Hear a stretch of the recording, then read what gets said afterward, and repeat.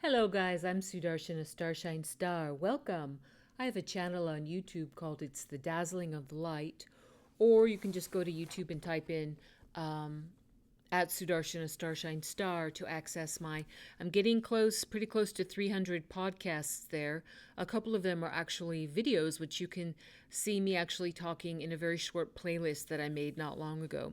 So why not check it out? Why not join? It's pretty fun. And please remember to like, share, and subscribe. And why not get notified? You know all this good stuff. Thank you in advance.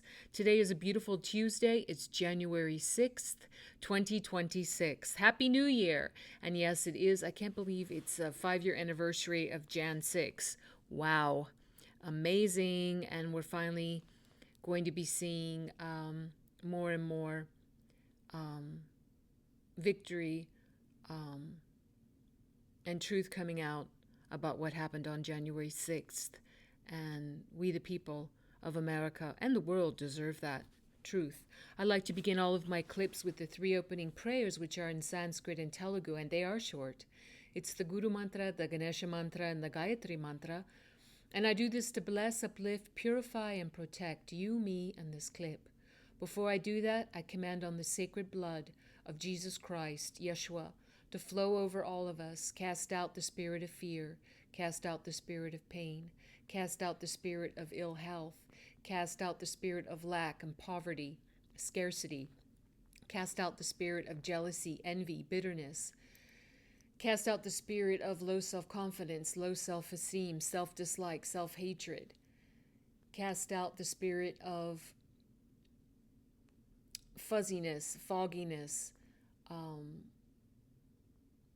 ignorance, laziness. Thank you so much, Yeshua. Yeshua, send your healing presence now to all of us and all of our beloveds, all of our human beloveds and all of our animal beloveds. Yeshua, please heal the wounds in our souls. Thank you, Jesus Christ. We receive your healings and your blessings. Amen. Swaha. And now to the prayers. Om, Om, Om Guru Brahma, Guru Vishnu, Guru Devo Maheshwaraha, Guru Sakshat Parabrahmam, Tasmahi Sri Guruve Namaha. Om Shuklam Bharataram Vishnum, Sishivarnam Chatubhujam, Prasanavaranam Dhyaye Sarva Vignopashante, Om Bhurvhuva Suvaha Tatsavitur Varenyam Bhako Devasya Dhimahi Dhiyo Yo Naha Prachodayat. Om Shanti Shanti Shanti. Wonderful.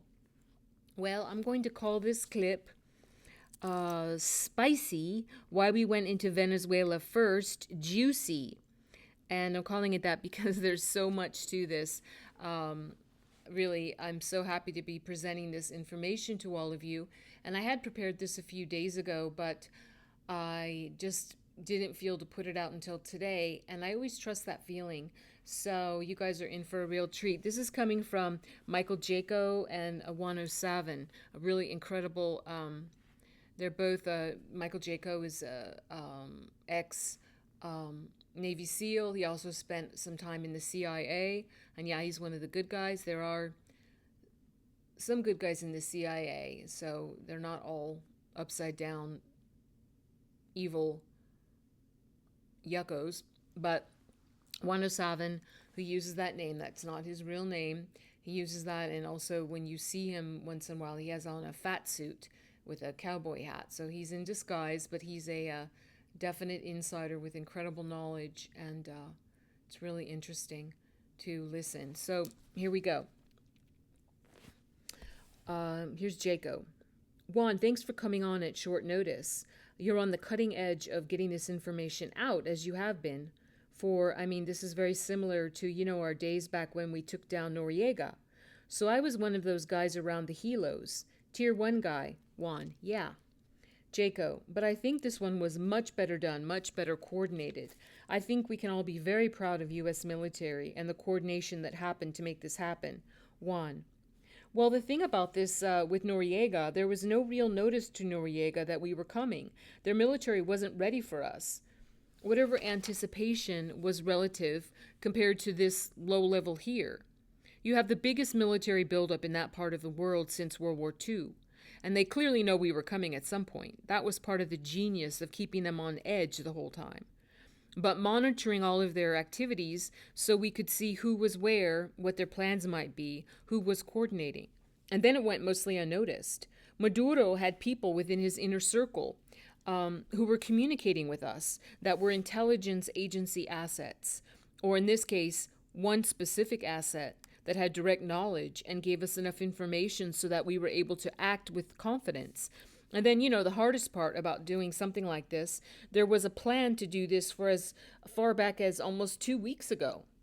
You may remember, for example, I had some stuff going on in Brazil, and they had huge storms, power outages, everything. And so the bank operations ceased for several days with those rolling blackouts. And of course, a lot of that same weather was also present in Venezuela at times, as well as low-level clouds in the areas that we wanted to work in. And so it just made it problematic doing something as large and complex as this. And where you got to pull it off with exact precision, to not have any leak compromise with such a large number of military forces in play, that's pretty spectacular. Pretty incredible. Jaco really is. And President Trump just got off the air and we just jumped on. So great job. Thanks for doing this. But he talked about how the special forces came in and they had resistance. So they were planning, whether they knew they were coming in or not, they were planning on this operation happening. And so they met with a lot of gunfire. I guess they suppressed that how they did. And then they caught Maduro just before he went into his safe room, which is a steel room. Juan, yep, Jacob, and stopped him as he was closing the door. So amazing, coordination. Juan, well, and of course, even if he'd gotten in the room, they had alternatives, but that would have taken more time. You'll notice that the time when they first got out onto the ground at the compound, they left, until they left was almost an hour and a half. So they were there for quite a while they were securing the egress. And so they got the compound itself, the residents, the safe house residents, secured and then held until they knew that they could get all of that group out safely without running the gauntlet, if you will, right? Jaco, yeah. Juan, pretty amazing, I said it to audiences, I've said it to your audience a number of times. You cannot underestimate the resolve that Trump has, and that if he says something, he's going to make sure that he absolutely meant it. Both for good and for bad, right? Maduro had numerous opportunities, right? One of which I was very, very directly, intricately aware of the precision of what was being offered. If you want to give a dumbass of the year award for 2026, it's Maduro, who even to January 1, even to the morning of January 2, could have struck a deal. And even though his fate was already in play because they were ready to move, it was a weather-related issue primarily in not moving sooner. And to be so arrogant and so confident in, all of his chest beating. If Trump does this, we'll do terrorism that, and we'll release the gangs, this other thing, all that. Over. And you hear this stuff about how we're supposed to be afraid because now counterattacks, the terrorism, the everything else. Well, okay, wait a minute.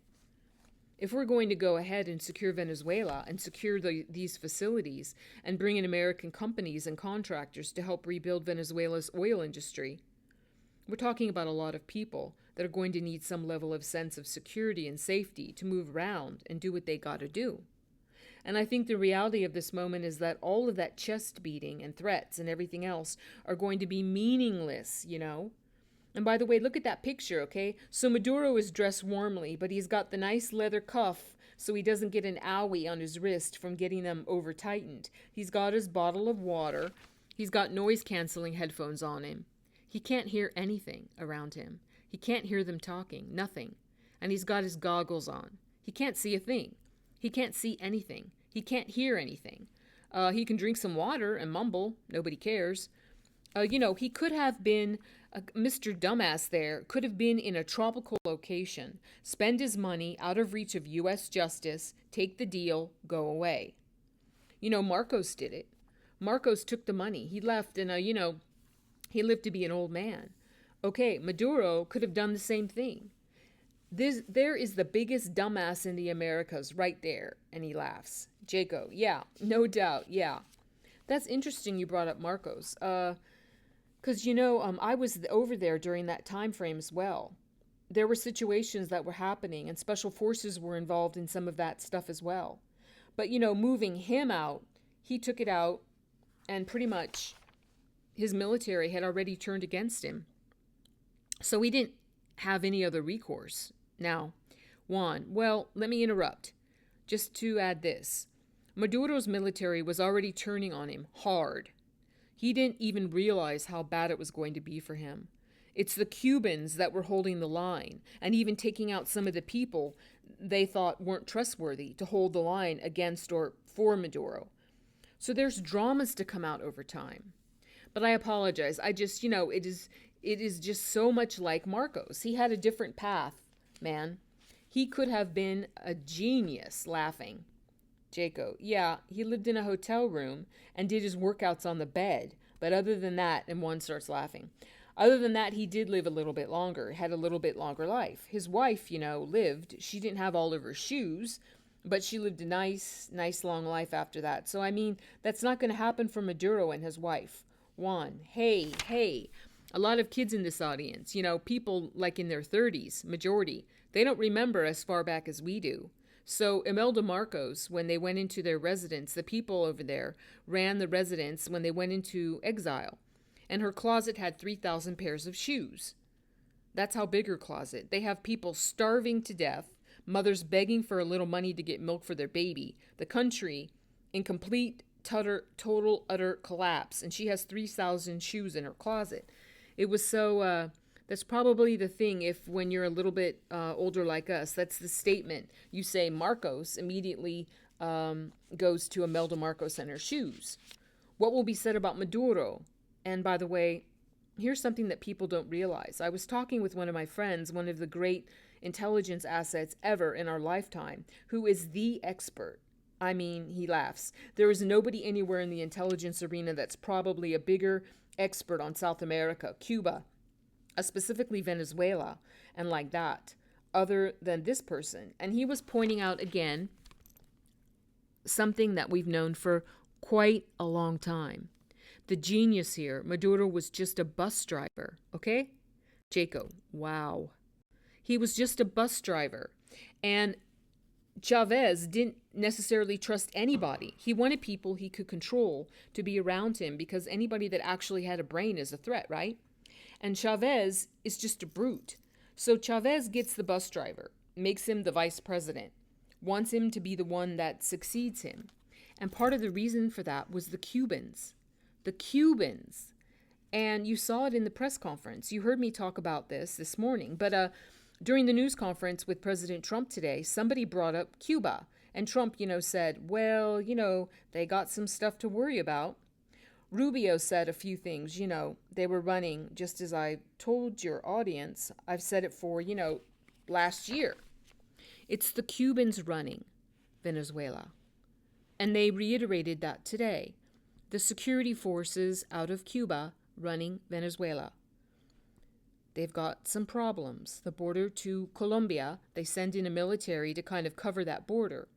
They're not looking for Venezuelans leaving Venezuela. They're looking for Cubans and Iranians. Yep, Jaco, yep. Juan. Trying to get out of the country. And then he starts laughing. Jaco, that leads to Iran. Iran is about ready to fall as well, just like we just saw. Juan, well, that's a good point. Iran, I've had reports of people that are directly involved there over the last couple of days, and about 16 hours ago or so, I had a pretty detailed piece of input. And from their perspective, the central government essentially is in free fall right now. For all intents and purposes, is already collapsed. The only thing holding it together at this exact second is a military and policing component that themselves are trying to secure their own homes and families from the Iranian people. because the Iranian people have just had it. You know, the suppression, the hurt has come from the military and policing, targeting individuals, disappearing individuals, unaliving and hurting all the way along. That's why Trump said a couple of days ago and made sure it got to everyone in Iran, if you're going to attack the Iranian people, if your military and policing forces are going to attack the Iranian people for protesting, we'll come in and protect them. And then, listener, what I want to say, I'm interrupting this, what Trump exactly said about that was he said that if the, these military forces and policing forces under the Ayatollah, which they regularly do, if anyone protests, and I mean just a verbal protest, nothing to do with weapons or anything, if any of the Iranian people just protest the terribleness that they're living under, they automatically just get shot and unalived, just like it's automatic. So they were starting to do that several days ago as the Iranian people who are chanting for their exiled king, I'm going to say his name wrong, Revi Pavlani. I'm saying his name wrong, but I think you know who I mean. They're even making up songs about how they want this Iranian guard forces that have ruled underneath the evil, wicked, satanic Ayatollah for so long. They want their king back, and that's what they're supporting.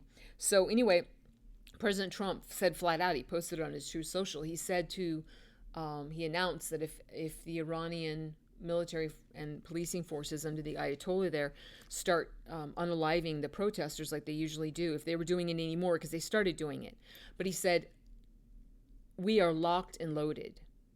That's what he said, that the U.S. is locked and loaded and ready to go to protect the Iranian people from getting unalived by those satanic, dark Ayatollah forces. So that was very interesting.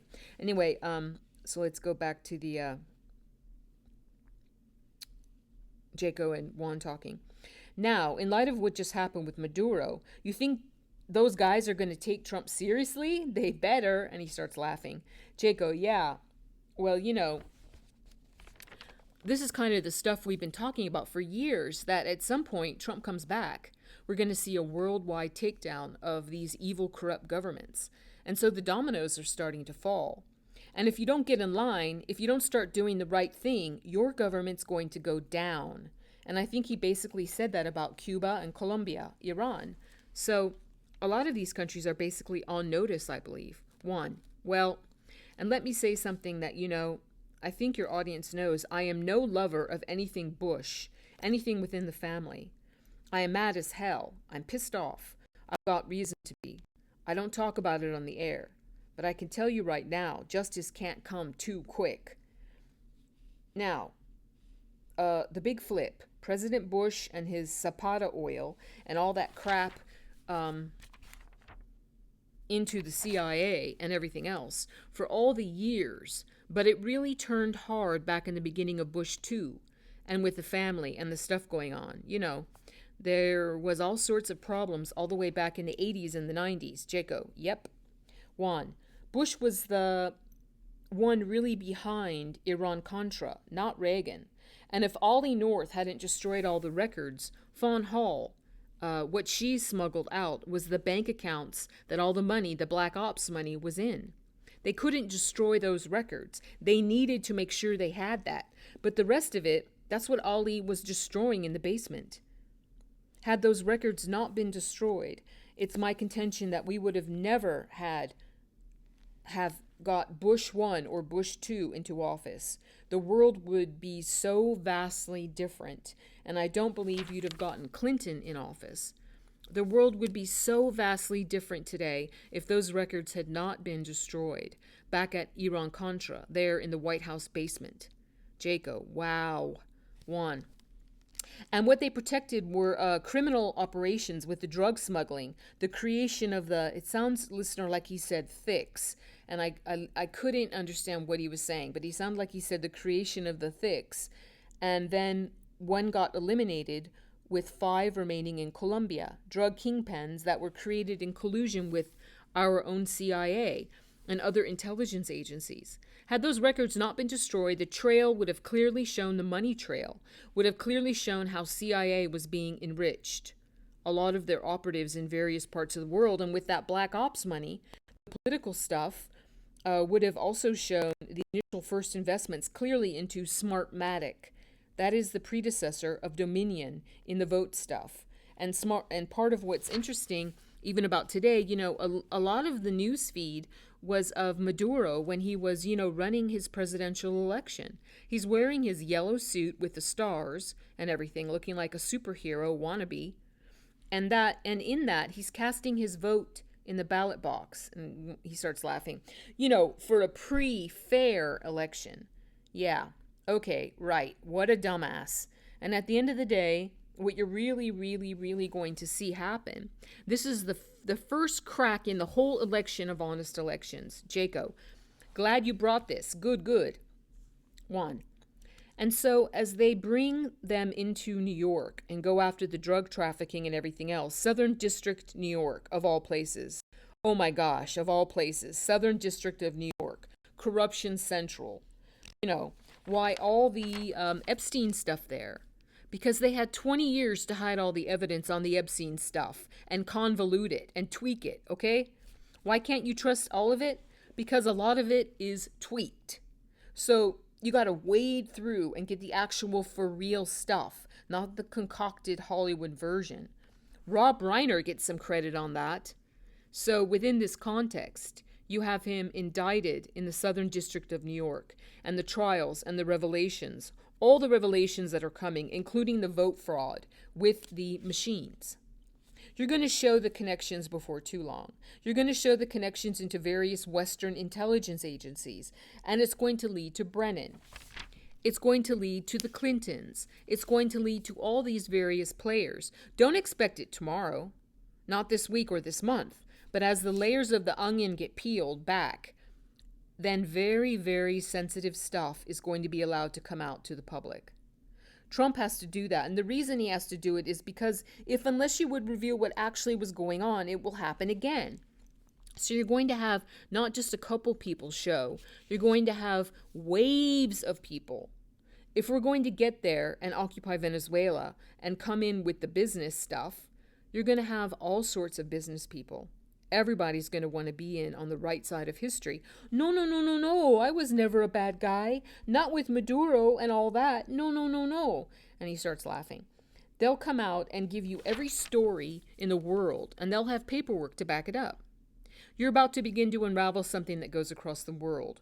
Why start with Venezuela? Why not start with Iran? Because Venezuela is where the vote fraud, 71 countries plus the United States, with their vote frauded. Serbia, the server farm in Serbia, which Brennan was a co-owner with, along with the richest person in Serbia. This is crucial. And by the way, I've mentioned it to your audience previously. Let me mention it again. The other person that is about to get an indictment handed down on is Ramaphosa in South Africa.